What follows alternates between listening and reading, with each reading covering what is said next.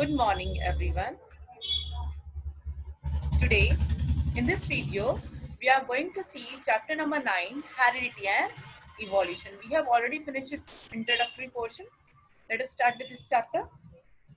So we know that reproduction process give rise to new individuals that are similar but subsequently different. Some amount of variation is produced even during the asexual reproduction. If we see in the field of sugarcane, very little variations among the individual plant can be observed, but the number of successful variations are maximized by sexual reproduction. A number of animals, including human beings, reproduce sexually and exhibit quite distinct and visible variation among different individuals. Genetics deals with the mechanism of inheritance and maintenance of hereditary character of an organism. It was William Batson who has termed or who has coined the term genetics. The long-term consequences of accumulation of variation are also an interesting point to be considered under evolution. Word evolution means to unfold or unroll or to unreveal the hidden potentialities. Evolution is the diversity of life, including both the differences and similarities and the characteristics of organisms, both adaptive and non-adaptive. Next is accumulation of variation during reproduction. We know what is inheritance. Inheritance from the previous generation provides both common basic body design as well as little changes in it for the next generation. You can see in the figure also. Here is an organism having a circle and having four arms, and when this individual produces two new offspring, that the mode is asexual reproduction since it is uniparental. Single parent is participating over here. You can see little bit difference in the arms. So this is the variation. The component of variation is associated with the mode of reproduction of species. The variation in asexually producing organisms are many lower organisms, microbes, fungi, some plants, some lower animals. Here the progenies are derived from single parent, that is uniparental, and thus receives the character from one parent alone. The producing progeny also exhibit very little variation due to small inaccuracy in DNA copy. So since it is a uniparental mode of reproduction, there is little variation among the newborn individuals. We can see during binary fission of bacterium, the original organism at the top will give rise to two individuals with similar in body design but little changes. Each of them will give rise to two new individuals in the next generation. Each of the four individuals in the bottom row will be different from each other. It represents the accumulation of variation during asexual reproduction. Thus, even asexual reproduction also exhibits minor changes among the produced individual in the same generation and create little diversity.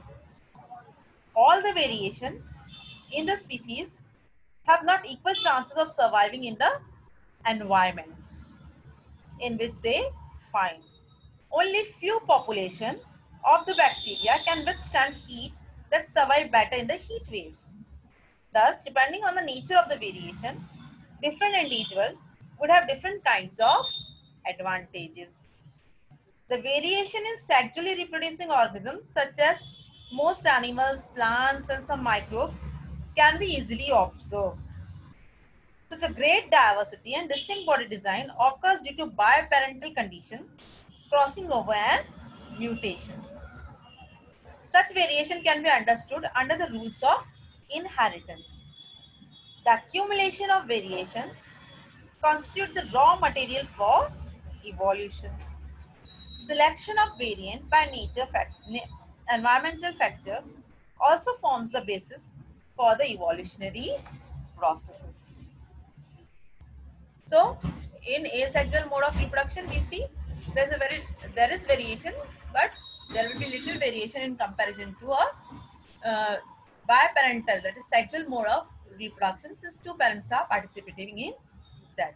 And the variation which is selected by nature can lead to an evolution. Let us see the law of inheritance. The first term is heredity. Inheritance is the process by which the characters are passed from parents to its progeny. Progeny here is offspring. It is the basis of heredity. Thus, heredity refers the transmission of genetic characters from parents to the offspring. It also confirms the process of like begets like. That is, the member of each species breed true to their kind. The rules of heredity determines the process by which the traits and the characteristics are inherited. For example, cows are produced by only cows. Wheat plants forms grains that grows to form wheat plants, and similar to human being and other organisms.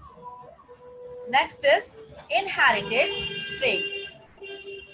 The feature of individual is called characters. For example, color of hair, color of eyes, height of a person, these are all character.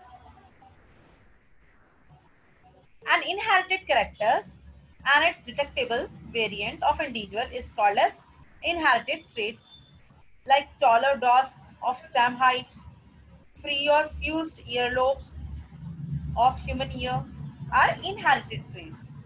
Mendel used the term element to describe the inherited traits. Now let us start with the rules of inheritance of trait and Mendel's contribution. Let us see who was Mendel first, and then we will start with rules of inheritance. In July 22, year 1822, a boy named Johann Mendel was born in a small village in a poor family. He made a singular contribution in the field of genetics. Mendel was a brilliant student in school and studied philosophy for several years before joining the monastery of St. Thomas in 1843.